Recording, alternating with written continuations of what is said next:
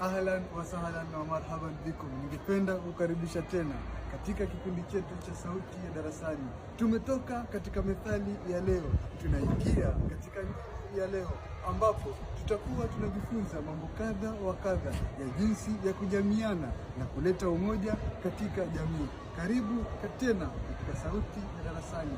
Mada ni nuru ya leo.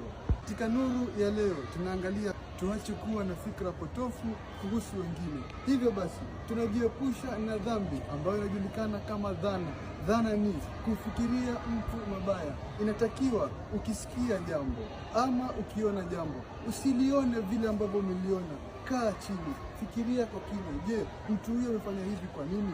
Kwani binadamu wote wako tofauti. Hatuwezi jua ndani ya moyo wa mtu kuna jambo gani. Hivyo basi kila mtu ako na mapungufu yake. Hakuna mkamilifu duniani. Acha umbea, acha usnitch. Wewe fuata yako, fuata maisha yako na uhakikishe kuwa kuna umoja na maelewano katika jamii. Shukran.